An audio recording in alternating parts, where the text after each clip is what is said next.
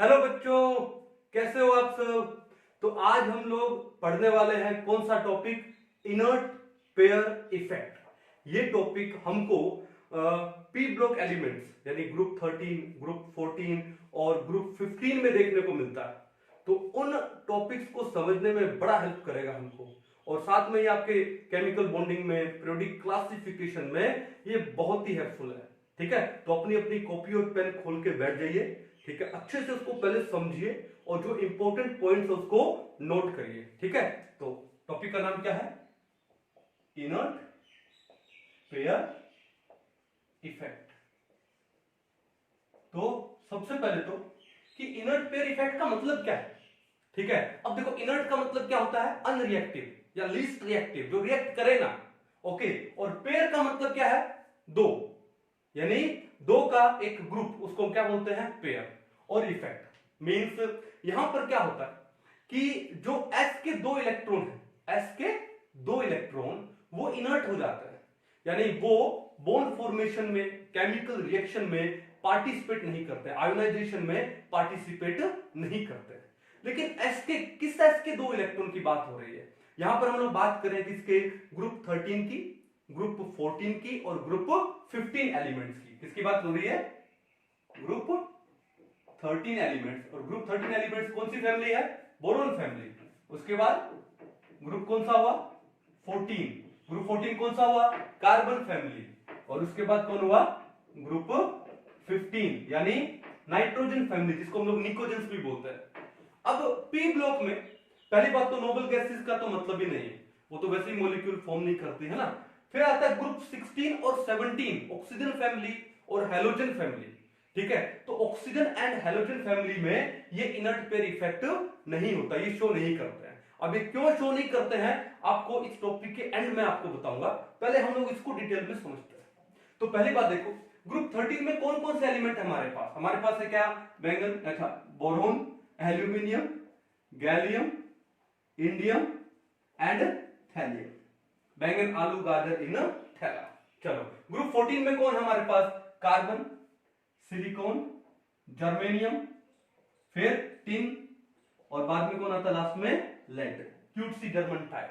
फिर ग्रुप 15 है nitrogen family, तो नाइट्रोजन, फिर phosphorus, then arsenic, then antimony, और लास्ट में कौन सा है, बिस्मथ। लास्ट में कौन सा है, बिस्मथ। ठीक है, अब देखो यहां पर है क्या कि जो बोरोन है उसका इलेक्ट्रॉनिक कॉन्फ़िगरेशन क्या है, वैलेंस शेल की बात कर रहा हूं मैं, वो है 2s2 2p1। वैलेंस शेल क्या है इसका, 2s2 2p1। ठीक है, एल्यूमिनियम का क्या हुआ, एल्यूमिनियम का होगा 3s2 3p1। ओके, अब जैसे एल्यूमिनियम से गैलियम में आते हैं तो इलेक्ट्रॉन ऐड होते हैं किसमें, 3d सब शेल में भी। तो गैलियम का इलेक्ट्रॉनिक कॉन्फ़िगरेशन क्या होना चाहिए, ये है 4s2 4p1 है, 4s2 4p1। लेकिन एक बात बताओ, 4s में पहले इलेक्ट्रॉन आएंगे और उसके बाद किस में आते हैं, 3d में इलेक्ट्रॉन आता है। किस में आते हैं, 3d में। तो मैं इसको क्या लिखूं, मैं इसको लिखूंगा क्या, 4s2 3d10 4p1। पहले इलेक्ट्रॉन किस में आते हैं, 4s में, बाद में 3d में, और बाद में किस में, 4p में। ठीक है, गैलियम के बाद इंडियम, इंडियम क्या हो जाएगा आपका 5s2 4d10 और 5p1 हो जाएगा।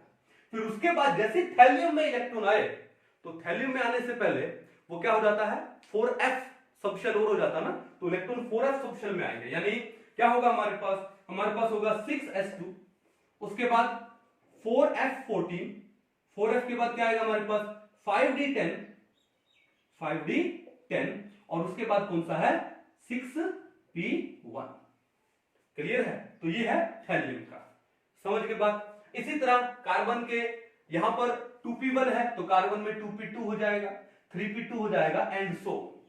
ठीक है, तो हम किसी एक ग्रुप को पकड़ लेते हैं और उसके अकॉर्डिंग ग्रुप 14 एंड ग्रुप 15 के अंदर ही सेम बिहेवियर आएगा।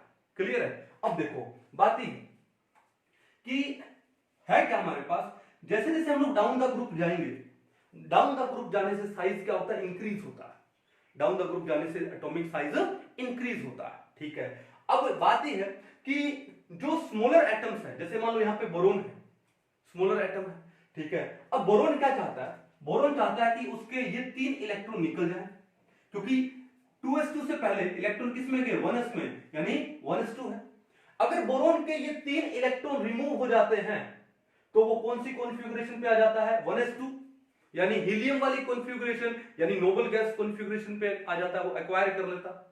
एंड नोबल गैस कॉन्फ़िगरेशन है वो सबसे ज्यादा स्टेबल तो वही है, ठीक है। तो जो बोरॉन है वो अपने 3 इलेक्ट्रॉन को रिमूव कर सकता है, ठीक है, और रिमूव करेगा then it will acquire a stable noble gas configuration. तो बोरॉन की जो ऑक्सीडेशन स्टेट है वो कितनी हो जाती है, +3 हो जाती है। बोरॉन की ऑक्सीडेशन स्टेट कितनी, +3 means 3 electrons can be removed easily. Clear है। फिर नीचे आते हैं एल्यूमिनियम का 3s2 3p1 से पहले क्या है, ये है 2s2 2p6, यानी इसको भी करने से पहले मैं क्या लिख दूं, नियोन वाली लिख देता हूं, नियोन, देन 3s2 3p1। अब एल्यूमिनियम के अभी अगर 3 इलेक्ट्रॉन रिमूव हो जाए तो वो नियोन वाली कॉन्फ़िगरेशन एक्वायर कर लेगा, वो भी क्या है, नोबल गैस है, स्टेबल कॉन्फ़िगरेशन है। तो एल्यूमिनियम की जो ऑक्सीडेशन स्टेट है वो कौन सी है, वो भी +3 है, स्टेबल है।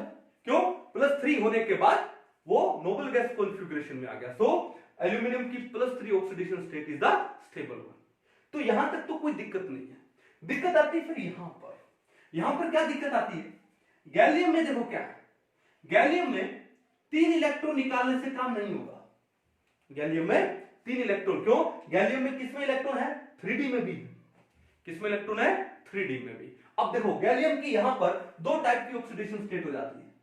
अब वो 2 टाइप कौन सी है, एक तो 4p का एक इलेक्ट्रॉन रिमूव कर दिया तो ऑक्सीडेशन स्टेट होगी कौन सी, +1, कौन सी हो गई, +1। फिर उसके बाद फिर 4s के इलेक्ट्रॉन रिमूव करे, अगर 2 इलेक्ट्रॉन रिमूव किए तो एक तो ये रिमूव हुआ, 2 4s के रिमूव हुए, तो ऑक्सीडेशन स्टेट कितनी हुई, +3।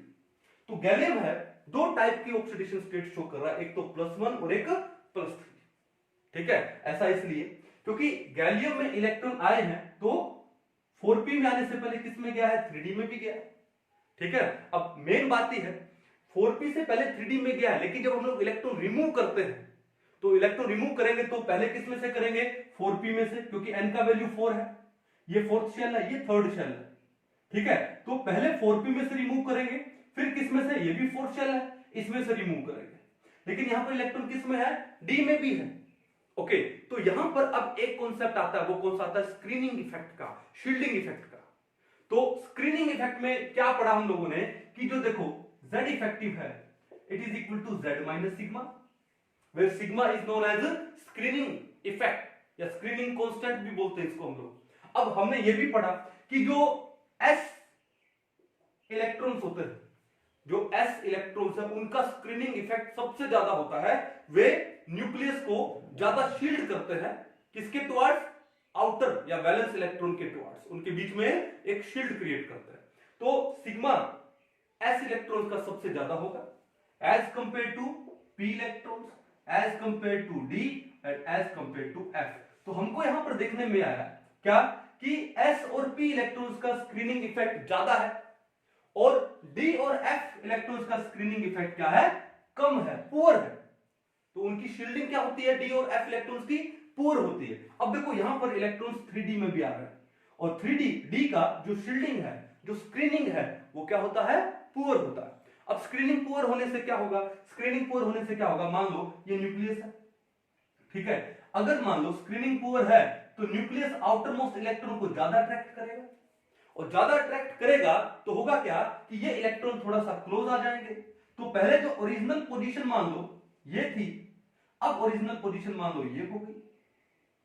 अब जैसे इलेक्ट्रॉन क्या हो गया, क्लोज आ गया, इलेक्ट्रॉन क्लोज आ गया तो उसको रिमूव करना मुश्किल हो जाएगा और इलेक्ट्रॉन को रिमूव करने के लिए हमको जो एनर्जी देनी पड़ती है वो कौन सी होती है, आयोनाइजेशन एनर्जी। मींस अगर इलेक्ट्रॉन रिमूव करना मुश्किल हो गया इसका मतलब we have to give a large amount of ionization energy to remove that electron, यानी आयोनाइजेशन एनर्जी बढ़ जाती है।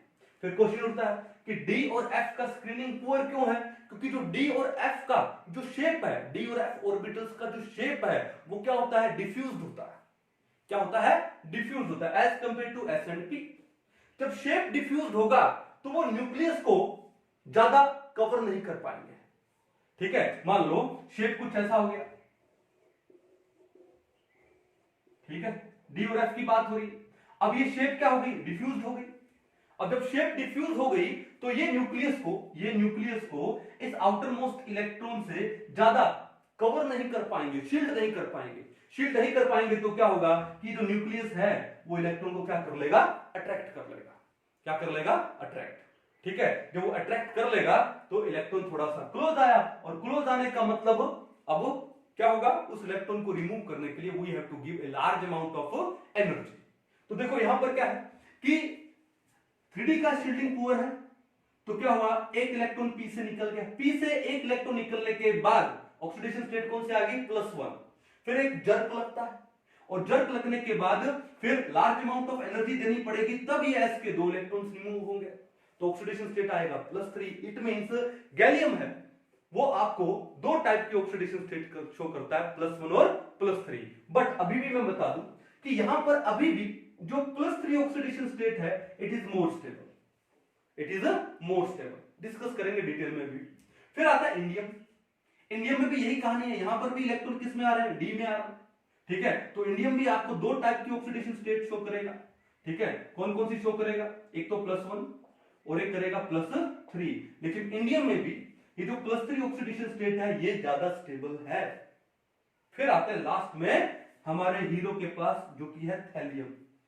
अब थैलियम में ये जो बिहेवियर है वो चेंज हो जाता है, रिवर्स हो जाता है। कैसे, अब थैलियम में इलेक्ट्रॉन डी में ही नहीं एफ में भी आ रहा है। अब डी और एफ का कंबाइंड जो स्क्रीनिंग आ गया यहां पे, जो कि सबसे क्या होता है, पुअर होता है। डी का भी स्क्रीनिंग पुअर है और एफ का स्क्रीनिंग तो सबसे पुअर है। तो जो एफ इलेक्ट्रॉन्स हैं वो न्यूक्लियस को ज्यादा शील्ड नहीं कर पाएंगे आउटर इलेक्ट्रॉन से, और ज्यादा शील्ड नहीं कर पाएंगे तो न्यूक्लियस क्या करेगा, इलेक्ट्रॉन को अट्रैक्ट करेगा। देखो इसको थोड़ा डिटेल में समझते हैं। देखो एक बार मैं इसको मिटा रहा हूं because we need some space. बात ही है, हम आते हैं किसके पास में, किसके पास में, थैलियम के पास आते हैं। ठीक है, अब देखो ये थैलियम का न्यूक्लियस है, ये क्या है, थैलियम का न्यूक्लियस। और जो थैलियम है उसका एटॉमिक नंबर कितना होता है, 81 होता है। थैलियम का एटॉमिक नंबर 81, यानी उसके अंदर कितने प्रोटॉन है, 81 प्रोटॉन है, 81 प्लस लिख दिया मैंने।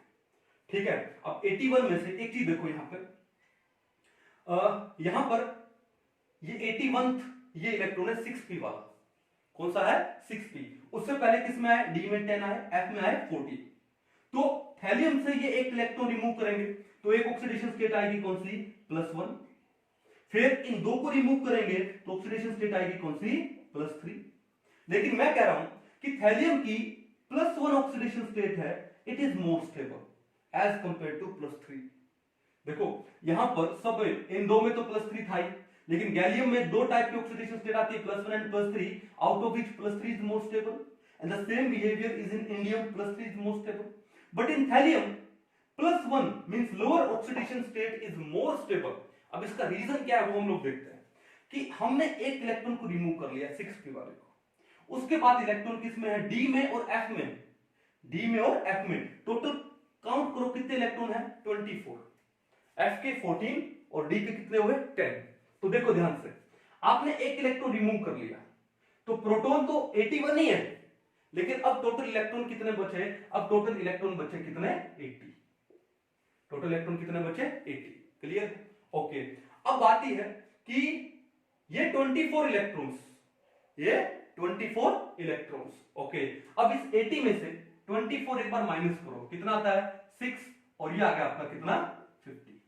ठीक है, इसका मतलब है कि 56, यहां तक अपने पास 56 इलेक्ट्रॉन्स, और 56 इलेक्ट्रॉन के बाद ये इलेक्ट्रॉन कौन से, एफ के 14 और डी के कितने, 10। मैं एक बार इसको सिंपल लिख रहा हूं, और आपने ये जो कौन सा इलेक्ट्रॉन रिमूव कर लिया, 6p का एक इलेक्ट्रॉन आपने रिमूव कर लिया। अब होगा क्या, देखो कि यहां पर 56 इलेक्ट्रॉन है, ठीक है, फिर f के 14 है, d के 10 है, लेकिन f और d का टोटल नंबर ऑफ इलेक्ट्रॉन कितने बढ़ रहे हैं, 24 सिर्फ इलेक्ट्रॉन नहीं बढ़ रहे हैं, 24। देखो मैं अगर 56 में आऊं तो पहले मैं सिर्फ 56 प्रोटॉन लिख रहा हूं यहां पे, अगर 56 इलेक्ट्रॉन है तो 56 प्रोटॉन है। फिर हुआ क्या, 56 इलेक्ट्रॉन के बाद, और ये 56 में कौन से आए, ये आए आपके पास 6s2 वाले। जो 55th इलेक्ट्रॉन था वो था 6s1, और जो 56 इलेक्ट्रॉन था वो था 6s2। क्लियर? इसके बाद आते हैं किसमें? एफ में। ठीक है, और एफ में भी कौन सा? 4f14 5d10। हुआ क्या कि जैसे ही 56 के बाद 56 इलेक्ट्रॉन थे तो 56 प्रोटॉन, 56 इलेक्ट्रॉन के बाद इलेक्ट्रॉन आएंगे 4f में 14 और 6d में 10, तो टोटल कितने इलेक्ट्रॉन इंक्रीज हुए? 24।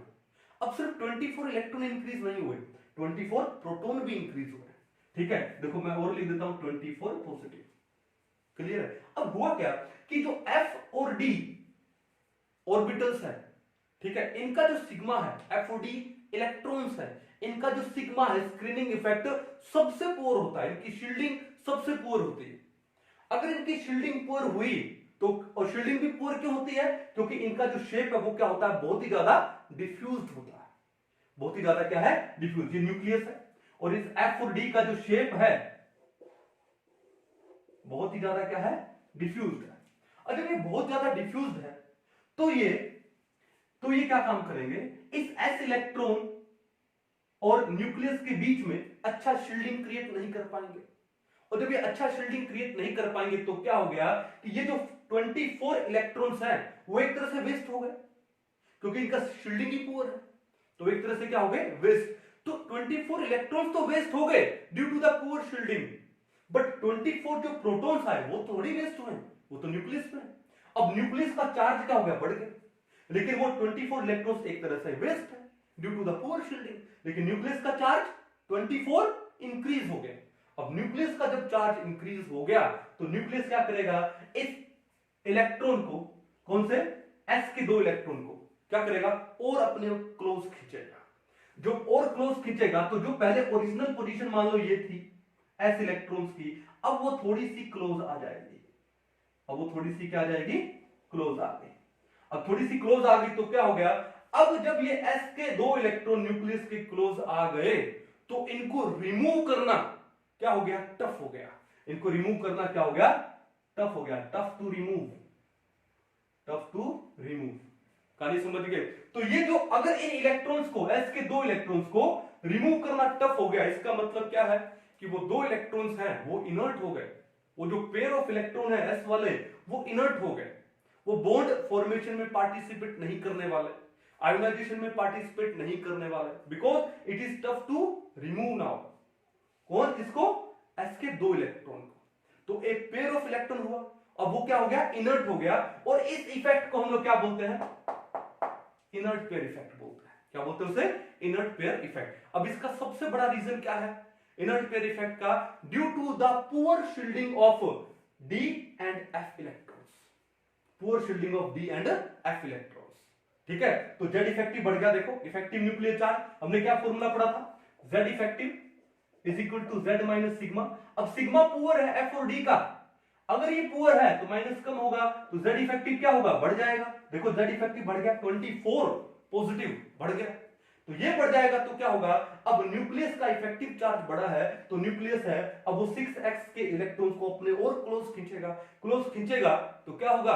अब उन इलेक्ट्रॉन्स को रिमूव करना मुश्किल हो गया, means A large amount of energy जो कि बहुत ज्यादा हो जाएगी यहां पे, वो चाहिए टू रिमूव दैम, और उतनी एनर्जी अगर नहीं मिली तो वो इलेक्ट्रॉन्स रिमूव नहीं होंगे।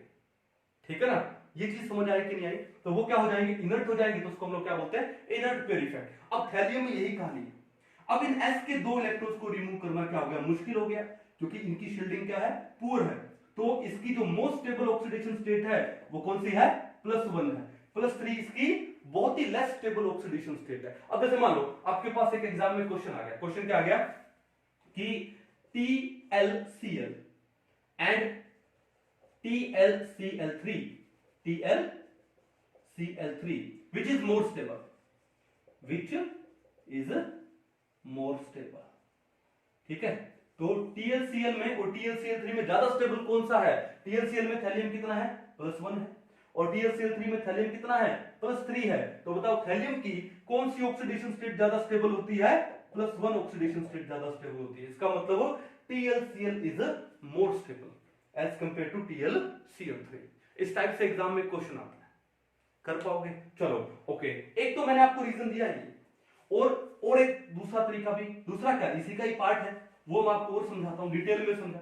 इसको मिटा दिया जाए पहले, देखो ध्यान से क्या करेंगे। आपने एक साइकिल पढ़ा होगा, बोन हैबर साइकिल, और अगर आपने नहीं पढ़ा तो आप एक बार मेरे लेक्चर्स में जाइए और lattice enthalpy and bone Haber cycle का लेक्चर एक बार आप देखिए, उसके बाद आपको बड़ा इजीली समझ आएगा। ठीक है, चलो तो किसकी बात कर रहे हैं हम लोग यहाँ पे, बोन हैबर साइकिल की बात हो रही है। किसकी बात हो रही है, बोन हैबर साइकिल की। चलो अब मैं यहां पर एक एग्जांपल लेता हूं जो बेसिकली सब लोग लेते हैं, क्या, सोडियम क्लोराइड का। किसका, सोडियम क्लोराइड का। ठीक है, तो क्या है कि हमारे पास है Na सॉलिड और हमारे पास क्या है, Cl2 गैस।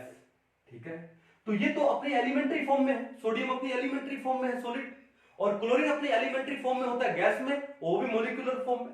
ठीक है, तो एलिमेंट्री फॉर्म से डायरेक्ट मैं बना दूं क्या, आयोनिक कंपाउंड NaCl सॉलिड बना दिया। तो क्या होगा कि यहां पर NaCl फॉर्म हुआ है तो एक हीट रिलीज होगी, एक एनर्जी रिलीज होगी in the form of heat. तो उस एनर्जी को हम लोग क्या बोलते हैं, यहां पे लैटिस एनर्जी बोलते हैं।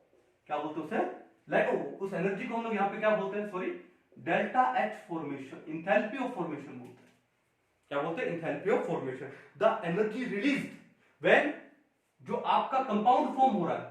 ठीक है, जैसे मान लो यहां पर आयनिक कंपाउंड फॉर्म हो रहा है, ये अपने जो कॉन्स्टिट्यूएंट एलिमेंट से फॉर्म हो रहा है, जो कि अपने एलिमेंट्री फॉर्म में है, तो उस एनर्जी को बोलते हैं क्या, इंथैल्पी या energy of formation, heat of formation.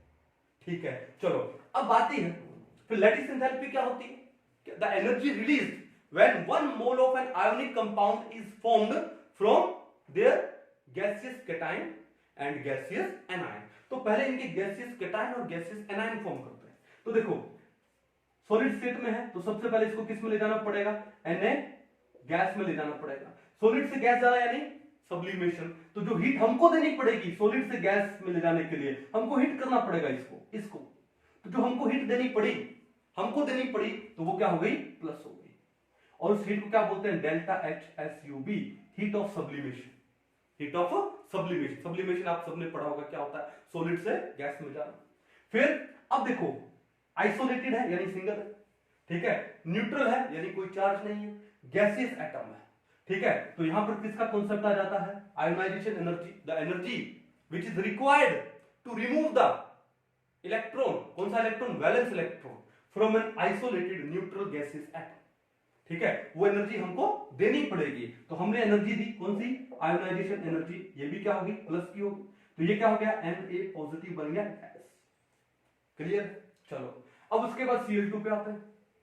पहले तो इसको बैलेंस करो, बैलेंस करेंगे तो ये क्या होगा, प्लस में हाफ Cl2 होगा, ये तो होगा। पहले तो ये जो Cl2 जो मॉलिक्यूलर फॉर्म में है, इसको एटॉमिक फॉर्म में लेके, एटॉमिक में कैसे लेके आएंगे, ये जो बीच का बॉन्ड है इसका वो तोड़ना पड़ेगा, और बॉन्ड को तोड़ने के लिए भी एनर्जी देनी पड़ती है, सप्लाई करनी पड़ती है, and that energy is known as bond dissociation enthalpy या बॉन्ड डिसोसिएशन एनर्जी। अब देखो इस Cl2 का ये बॉन्ड तोड़ना है तो हमको जो एनर्जी देनी पड़ी वो क्या होगा, delta HBD, BD stands for bond dissociation और delta S stands for enthalpy, enthalpy change. ठीक है, लेकिन हम कितना मोल ले रहे हैं, हाफ मोल, तो हाफ मोल ले रहे हैं तो डिवाइडेड बाय क्या कर देंगे, 2 कर देंगे, सिंपल। तो क्या होगा, कन्वर्ट किया Cl गैस में, जो हीट देनी पड़ी यानी प्लस हुई, डेल्टा HBD बाय में 2, सिंपल। अब देखो यहां पर इसके पास एक इलेक्ट्रॉन ऐड करना है, एक न्यूट्रल आइसोलेटेड गैसेस एटम में इलेक्ट्रॉन ऐड करते हैं तो क्या होगा, इलेक्ट्रॉन एफिनिटी होगी, हीट रिलीज होगी। और मैंने क्या बोला कि जो क्लोरीन है उसका इलेक्ट्रॉन एफिनिटी पीरियोडिक टेबल में सबसे ज्यादा होता है, कितना होता है, 349 किलो जूल पर मोल। ठीक है, तो हीट रिलीज होगी, तो हमने इलेक्ट्रॉन ऐड किया तो ये बन गया Cl नेगेटिव, हीट रिलीज हुई यानी नेगेटिव, क्या लिखेंगे, delta HEG, electron gain enthalpy, chlorine ने इलेक्ट्रॉन गेन किया तो खुश हुआ तो एनर्जी रिलीज की। होता ना पहले के टाइम में राजा महाराजा वो कहते हैं नृत्य पेश किया जाए, तो नृत्य पेश करती थी, खुश होकर अपनी माला तोड़ के दे देते थे, है ना, माला यानी एनर्जी रिलीज करती, तो उस एनर्जी क्या बोलते हैं, इलेक्ट्रॉन गेन एंथैल्पी। ठीक है, हो गया। अब देखो ये है गैसियस कैटायन, ये है गैसियस एनायन, जब ये आपस में मिलेंगे तो क्या बनाएंगे, सॉलिड आयोनिक कंपाउंड बनाएंगे। ठीक है, तो जब 1 mole of an ionic compound form होता है from a gaseous cation and gaseous anion, तो भी एनर्जी रिलीज होती है। क्यों? क्योंकि ये गैस में है, वो सॉलिड में है। तो क्या होगा, इसकी एनर्जी कम है, इनकी एनर्जी ज्यादा है। ज्यादा से कम एनर्जी कब होता है? जब एनर्जी रिलीज करो, और जो रिलीज एनर्जी होती है उसको बोलते हैं क्या? Lattice energy. क्या बोलते हैं उसे? Lattice energy. क्या बोलते हैं इसको? Lattice energy. और ये रिलीज होगी तो ये क्या होगा? माइनस होगा। क्या होगा? ये माइनस। ये बात समझ गए? तो अब ये सारी कहानी समझाने का मेरा मकसद क्या था आपको? मेरा मकसद ये था, यहां पर हमको दो टाइप की एनर्जी पे कंसंट्रेट करना है। एक तो हमको कंसंट्रेट करना है एलई पे, लैटिस एंथैल्पी पे, और एक कंसंट्रेट करना है आयोनाइजेशन एंथैल्पी पे। एक पॉजिटिव है तो दूसरी नेगेटिव है, एक देनी पड़ रही है तो दूसरी मिल रही है, रिलीज हो रही है। एक टाइप का बिजनेस है कि यहां पर हमने खर्चा कर रहा है। क्या कर रहा है? खर्चा कर रहा है, और यहां पर हमको फायदा हो रहा है, प्रॉफिट हो रहा है। ठीक है, तो एक टाइप का बिजनेस हुआ। अब डिपेंड करता है कि खर्चा ज्यादा हुआ या प्रॉफिट ज्यादा हुआ। अगर मान लो 10 रुपए लगा करके 15 रुपए का बेनिफिट हो रहा है तो वो 10 रुपए लगाना बेटर है। लेकिन अगर 15 रुपए लगा के सिर्फ 10 रुपए आए तो यहां पे तो लॉस हो गया, तो वो 15 रुपए लगाना बेनिफिशियल नहीं है। अब बस हम लोग यही चीज कंपेयर करने वाला है यहां पे। ये बात समझ आ गई? अब देखो होता क्या है, होता क्या है। अगर मान लो ये बोरोन और एल्यूमिनियम का केस तो सिंपल है। यहां पर आते हैं गैलियम और इंडियम में, दोनों की सेम बात है लगभग। ठीक है, चलो गैलियम और इंडियम, मान लो गैलियम की बात करूं मैंने बोला कि गैलियम की +3 ज्यादा स्टेबल है। कैसे? कि गैलियम का जब ये एक इलेक्ट्रॉन रिमूव करेंगे, यानी इसको +1 बनाएंगे, भाई इलेक्ट्रॉन को रिमूव करने के लिए आपको एनर्जी देनी पड़ेगी। कौन सी? Ionisation energy. कौन सी देनी पड़ेगी? Ionization energy. ठीक है, तो आपने इलेक्ट्रॉन रिमूव किया, ठीक है, एनर्जी देनी पड़ी। ठीक है, उसके बाद ये हो गया कौन सा आपका? आयोनाइजेशन एनर्जी देनी पड़ी। ठीक है, फिर जब इसको +3 बनाएंगे तो आपको ये 2 इलेक्ट्रॉन और रिमूव करने हैं, 2 इलेक्ट्रॉन और रिमूव कर रहे हैं, यानी ionization energy 2 plus ionization energy 3। ठीक है, वो लगेगी, और वो पहले से भी क्या लगेगी? ज्यादा लगेगी। मैंने बोला कि अगर एनर्जी ज्यादा लगे तो लग जाए, ठीक है, लेकिन अगर बेनिफिट उससे भी ज्यादा हो रहा है, 10 रुपए लगा के अगर 15 रुपए आ रहे हैं तो वो बेटर है। ठीक है, लेकिन यहां पर क्या होता है? यहां पर क्या है? मैंने क्या बोला? इसकी +3 ज्यादा स्टेबल है। क्यों? क्यों? ये 2 इलेक्ट्रॉन निकालने के लिए हमको जो एनर्जी देनी पड़ी IE, ठीक है, वो एनर्जी कम है देन लैटिस एनर्जी से। और अगर लैटिस एनर्जी ज्यादा है, लैटिस एनर्जी जो एनर्जी रिलीज हो रही है वो ज्यादा है, तो क्या होगा कि इलेक्ट्रॉन रिमूव होगा। और अगर लैटिस एनर्जी ज्यादा है, किसमें? 3 इलेक्ट्रॉन निकाल रहे, तो +3 क्या हो गई? ज्यादा स्टेबल हो गई।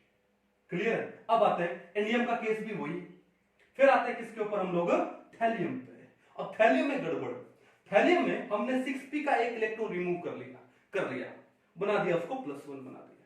लेकिन उसके बाद इलेक्ट्रॉन किस में है? 4f में और 5d में है, जिनका शील्डिंग होता है पुअर। और पुअर शील्डिंग होगा तो न्यूक्लियस का इफेक्टिव चार्ज बढ़ेगा।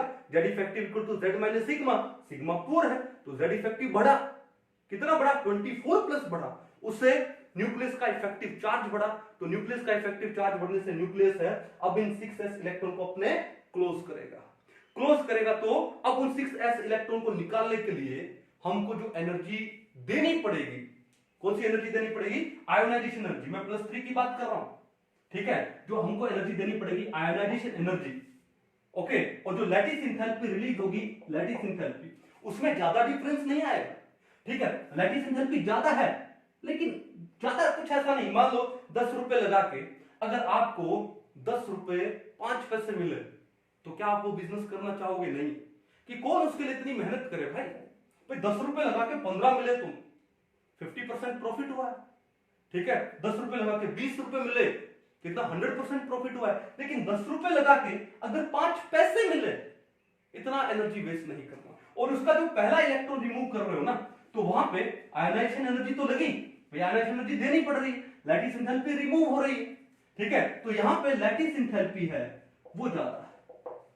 ठीक है, जब थैलियम का ये 6p का इलेक्ट्रॉन रिमूव करते हैं तो जो आयोनाइजेशन एनर्जी देनी पड़ेगी that is less than lattice enthalpy, तो एक इलेक्ट्रॉन रिमूव हो जाएगा। लेकिन जब उसके ये 6s के 2 इलेक्ट्रॉन और रिमूव करने हैं, तो जो आयनाइजेशन एनर्जी देनी पड़ी और जो लैटिस एंथैल्पी यानी एनर्जी रिमूव हुई, एनर्जी रिलीज हुई, उसमें ज्यादा डिफरेंस नहीं है।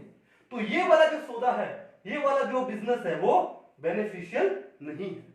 बेनिफिशियल नहीं है तो कौन सी ऑक्सीडेशन ज्यादा स्टेबल हो जाएगी?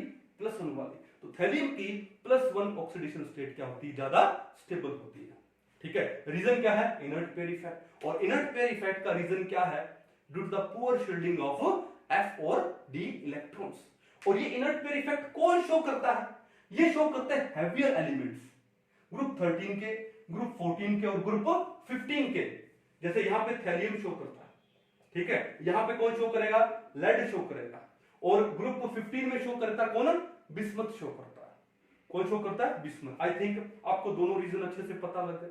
ठीक है, ये आपको लैटिस एंथैल्पी का और आयोनाइजेशन एंथैल्पी का जो यहां पे कंपटीशन है, रिलेशन है, वो भी पता लग गया होगा। क्लियर है? चलो, तो इसको मिटाते हैं एक बार और इसको थोड़ा लेके जाते हैं आगे नेक्स्ट। तो हमारी बात हो रही थी कहां पर? हमारी बात हो रही है ग्रुप 14 में। आ जाए, ये लो, इसको एक बार मिटा दिया जाए। ठीक है, दोबारा से लिखते हैं। तो ये क्या था? +1, ये है +3, +1, +3, +1, +3। ठीक है, जो ज्यादा स्टेबल है मैं उसको सर्कल कर रहा हूं। गैलियम की +3 ज्यादा स्टेबल है, इंडियम की भी +3 ज्यादा स्टेबल है, थैलियम की +1 ज्यादा स्टेबल है। ठीक है, चलो, उसके बाद कार्बन है, सिलिकॉन है, उसके बाद कौन आता है? जर्मेनियम, फिर तीन के बाद कौन आता है? Lead, Pb। अब Pb है तो Pb का जो इलेक्ट्रॉनिक कॉन्फ़िगरेशन है कौन सा है? ये आएगा आपका 6s2, उसके बाद 4f14, 5d10, फिर क्या जाएगा? 6p2। तो यहां पे P के 2 इलेक्ट्रॉन तो रिमूव कर दोगे, कोई दिक्कत नहीं है। रिमूव कर दोगे तो क्या होगा? लेड की एक तो +2 ऑक्सीडेशन स्टेट हो गई। फिर उसके बाद इलेक्ट्रॉन किस में है? D और F में है, तो इनका शील्डिंग पोर होता है। तो फिर क्या होगा? s इलेक्ट्रॉन्स है, they will be closely held now bye nucleus, तो उनको रिमूव करना मुश्किल हो जाएगा। ठीक है, तो यहां पर जो लैटिस एंथैल्पी निकलेगी वो कंपनसेट नहीं कर पाएगी किसको? आयोनाइजेशन एंथैल्पी को। और कंपनसेट नहीं कर पाएगी तो जो लेड का जो +2 ऑक्सीडेशन स्टेट है, लोअर ऑक्सीडेशन स्टेट है, that is more stable, that is more stable. और जो +4 है दैट इज लेस स्टेबल। क्या हो जाएगा? ये लेस स्टेबल हो जाएगा। क्लियर? चलो, इसी तरह देखो, अब मैं बोलूं PbCl2 एंड PbCl4 में, PbCl2 एंड PbCl4 ज्यादा स्टेबल कौन सा है? PbCl2 इज मोर स्टेबल, क्योंकि लेड है, +2 ऑक्सीडेशन स्टेट ज्यादा स्टेबल है। क्लियर है? चलो, टिन में क्या होगा? टिन में +2 है, +4 है। टिन की जो +4 है दैट इज मोर स्टेबल।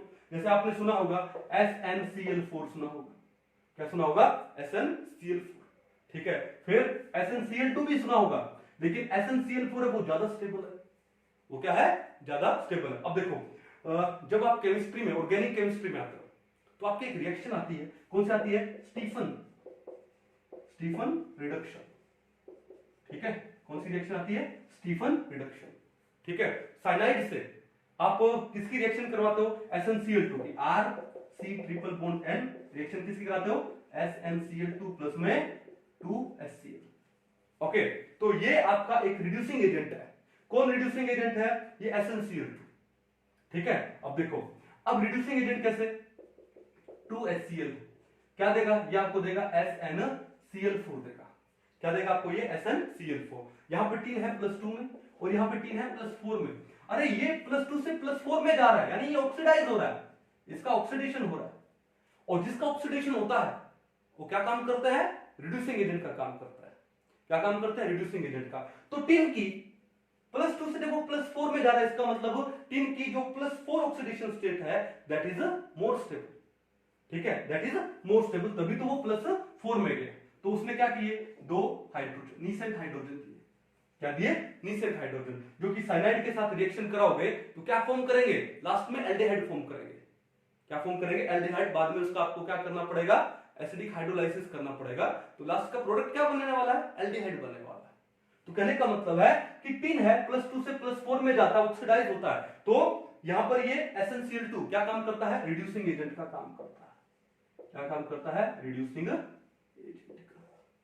ठीक है, चलो लेकिन लेड है, लेड की ज्यादा स्टेबल कौन सी है, +2, कौन सी है, +2। तो लेड है आपका PbCl2 से PbCl4 में नहीं जाएगा, क्योंकि ये +2 है, ये +4 है, लेड की +2 ज्यादा स्टेबल है, तो अपनी हायर ऑक्सीडेशन स्टेट में नहीं जाएगा।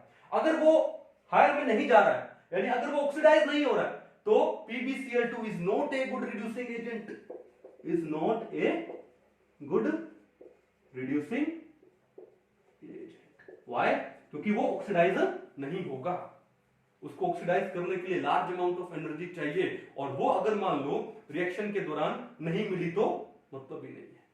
कहानी समझ रहे हो? चलो अब उसके बाद देखो क्या, जर्मेनियम है, जर्मेनियम में भी सेम केस है, कोई दिक्कत नहीं है। यहाँ पे +2 आती है और यहाँ भी +4 आती है, और जर्मेनियम की भी +4 क्या है, ज्यादा स्टेबल। आपने सुना होगा GeCl2, कभी सुना है GeCl2?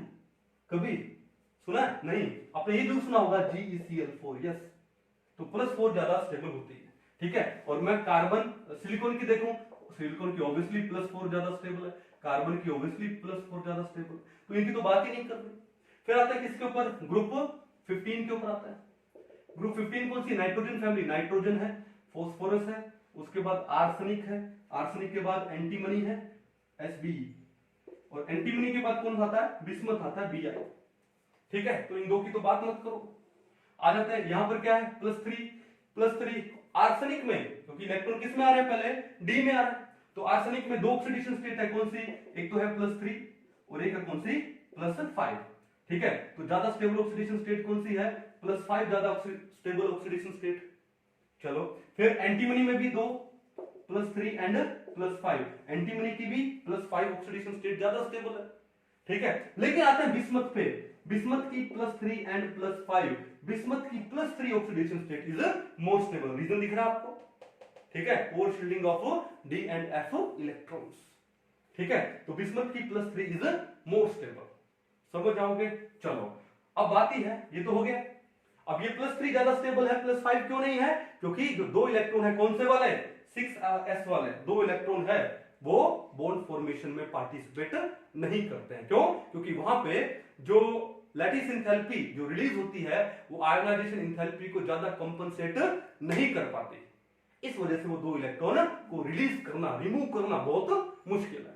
फिर मैंने आपको एक बात बोला था, मैंने आपको बोला कि भैया ग्रुप 16 और ग्रुप 17 के जो एलिमेंट्स हैं, ये इनर्ट पेयर इफेक्ट शो नहीं करते। क्वेश्चन उठता है क्यों नहीं करते सर? वो इसलिए नहीं करते कि जैसे आप ग्रुप 16 में जाओगे तो आपका कॉन्फ़िगरेशन क्या हो जाएगा भाई, 13 में था 6p1, 14 में है 6p2, 15 में है 6p3। उसके बाद अब ग्रुप 16 में गए तो कॉन्फ़िगरेशन क्या हो जाएगा, ये हो जाएगा आपका 6p4। क्या हो जाएगा, लास्ट में लिख दूं, क्या हो जाएगा, 6p4 आ जाएगा। अब एक बात बताओ, धीरे धीरे क्या हो रहा है, p में इलेक्ट्रॉन बढ़ रहे हैं, p में इलेक्ट्रॉन बढ़ रहे हैं, और p का जो सिग्मा है वो क्या होता है, ज्यादा होता है। p का क्या होता है, सिग्मा ज्यादा। अब देखो इनका सिग्मा पुअर है, 4s एंड 5d इलेक्ट्रॉन्स का, और धीरे धीरे p में इलेक्ट्रॉन गए बढ़, ठीक है। तो जो p का जो सिग्मा ज्यादा है, वो ज्यादा सिग्मा, ज्यादा स्क्रीनिंग इफेक्ट इनके पुअर स्क्रीनिंग इफेक्ट को क्या कर देगा, कंपनसेट कर देगा। क्या कर देगा, कंपनसेट। तो फर्क नहीं पड़ेगा, फर्क नहीं पड़ेगा तो क्या होगा, यहां पे इनर्ट पेयर आएगा ही नहीं, यहां पे फिर वो इलेक्ट्रॉन रिमूव करना इजी हो जाएगा। देखो ध्यान से, यहां पर तो क्या था, F और D में इलेक्ट्रॉन थे ज्यादा और P में था सिर्फ 1, ठीक है। तो इनका स्क्रीनिंग माना जाएगा, पुअर माना जाएगा, ठीक है। इनका डोमिनेट करेगा स्क्रीनिंग, वो भी पुअर वाला। फिर P में यहां पर ग्रुप 14 में इलेक्ट्रॉन आए 2, ठीक है। चलो ग्रुप 15 में आए P में इलेक्ट्रॉन 3, चलो। अब ग्रुप 16 में P में इलेक्ट्रॉन आए कितने, 4। अब P का सिग्मा ज्यादा होता है as compare to D and F, तो जो P का सिग्मा इंक्रीज हुआ, वो इनके जो सिग्मा डिक्रीज हो रहा है, पुअर है, उसको कर देगा कंपनसेट। तो अब सिग्मा वाली बात खत्म हो गई, स्क्रीनिंग इफेक्ट वाली बात खत्म हो गई, तो अब यहां से इलेक्ट्रॉन रिमूव करना क्या हो जाएगा, इजी हो जाएगा। सिमिलरली ग्रुप 17 में आएंगे तो क्या आया, 6p5, अब P में तो और इलेक्ट्रॉन बढ़ गए, तो इसका मतलब सिग्मा बढ़ रहा है। अब सिग्मा बढ़ रहा है, शील्डिंग बढ़ रही है, तो न्यूक्लियस इन 6s इलेक्ट्रॉन को अपने ज्यादा क्लोज नहीं कर पाएगा, तो उनको रिमूव करना इजी हो जाएगा। तो यहां पर ये जो ग्रुप 16 एंड ग्रुप 17 है, they do not show inert pair effect because the number of electrons in 6p are increasing, ठीक है, और p का sigma is higher as compared to sigma of d and f which compensates the screening effect, ठीक है. Now nucleus will not attract the 6s electron more and it will be easier now to remove 6s electrons. So group 16 and group 17 जो elements है, they will not show inert pair effect. कहानी समझ आई? तो basically कौन कौन show करता है inert pair effect? Thallium, lead और बिस्मथ. थैलियम, लेड और बिस्मथ, ये तीन एलिमेंट हैं, ये ज्यादा सिग्मा शो करते हैं. ओके, थैलियम का एटॉमिक नंबर कितना है? 81. लेड का कितना है? 82. और बिस्मथ का कितना है? 83. अरे यार सिंपल सा याद रखने का भाई. पीरियोडिक टेबल में कौन से एटॉमिक नंबर वाले एलिमेंट्स हैं वो इनर्ट पेयर इफेक्ट शो करते हैं? 81, 82, 83. ठीक है, देखो ध्यान से कौन से हैं? 81, 82 और 83. यहां नहीं लिखता इसको, इसको यहां लिखता है 81, 82, 83. अब जो 81 है, अब इसको एक तरीका और याद करने का बताता हूं, ट्रिक है. ठीक है, ओके. जो 81 एलिमेंट है, 81 एटॉमिक नंबर वाला एलिमेंट है, उसकी कौन सी ऑक्सीडेशन स्टेट ज्यादा स्टेबल होती है? आप ये वाला डिजिट ले लो, तो ये क्या है? 1, यानी +1 इज मोर स्टेबल. 82 की ये digit low, +2 is more stable. 83 की +3 इज मोर स्टेबल. अरे बात ही खत्म हो गई. ठीक है, 81 की 1 +1, 82 की 2 +2, 83 की +3. कौन है ये? थैलियम है, लेड है और बिस्मथ. थैलियम, लेड और bismuth. Boron family, carbon family, nitrogen family. ठीक है, तो ये था आपका कौन सा? Inert pair effect. ये बहुत काम आने वाला है आगे पी ब्लॉक एलिमेंट्स में, केमिकल बॉन्डिंग में भी और पीरियोडिक क्लासिफिकेशन में भी. आई होप आपको बड़े अच्छे से समझ आया होगा, फुल डिटेल के साथ समझ आया होगा. ठीक है, तो मिलते हैं नेक्स्ट लेक्चर में. तब तक के लिए थैंक यू.